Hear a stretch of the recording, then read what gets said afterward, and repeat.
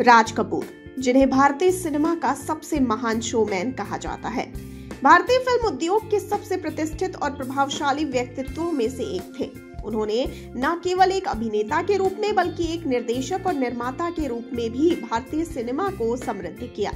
उनके काम ने भारतीय समाज, संस्कृति और सिनेमा को गहरे रूप से प्रभावित किया।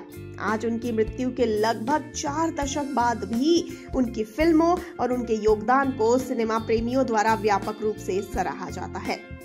आपको बता दें कि राज कपूर का जन्म 14 दिसंबर 1924 को पेशावर, जो कि अब पाकिस्तान में है, वहां हुआ था। वे अभिनेता पृथ्वीराज कपूर के पुत्र थे और भारतीय सिनेमा के प्रतिष्ठित कपूर परिवार की पहली पीढ़ी का हिस्सा थे।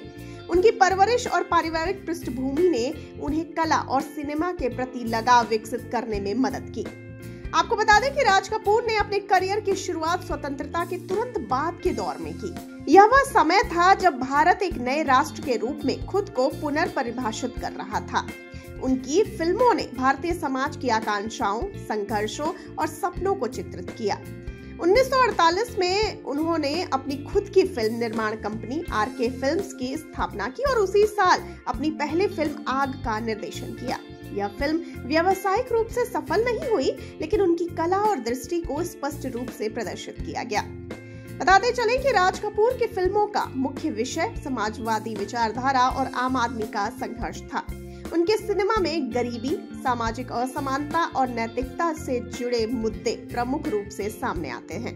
1950 और 1960 के दशक में बनाई गई उनकी फिल्मों ने भारतीय समाज में हो रहे परिवर्तनों को प्रतिबिंबित किया।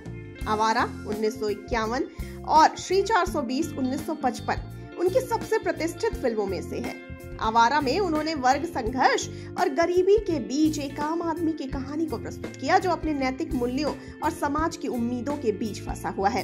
वहीं दूसरी ओर श्री 420 में उन्होंने चार्ली चैपलिन से प्रेरित एक चरित्र को निभाया, जो सरलता और मासूमियत के साथ एक भ्रष्ट समाज के खिलाफ खड़ा होता है। आपको बता दें कि इतिहासकार सुनील खिलनानी ने अपनी पुस्तक इनकार्नेशंस इंडिया इन 50 लाइव्स में लिखा है कि राज कपूर भारतीय समाजवाद में रोमांस, कामुकता, गीत और आत्मा लेकर आए। यह कथन उनके सिनेमा के मूल तत्वों को बखूबी दर्शाता है।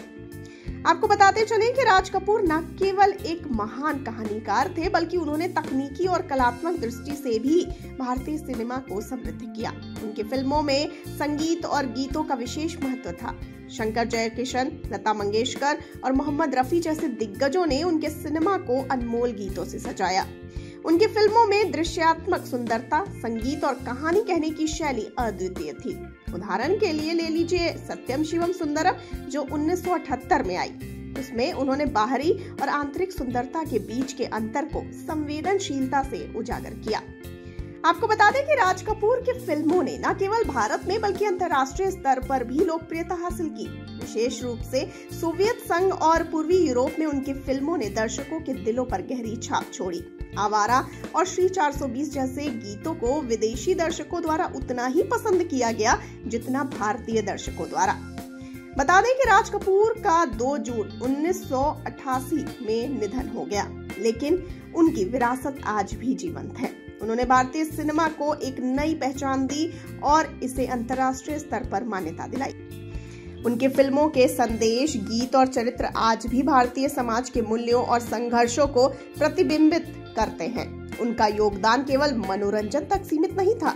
उन्होंने भारतीय समाज की समस्याओं को समझने और उनकी अभिव्यक्ति में सिनेमा का उपयोग किया।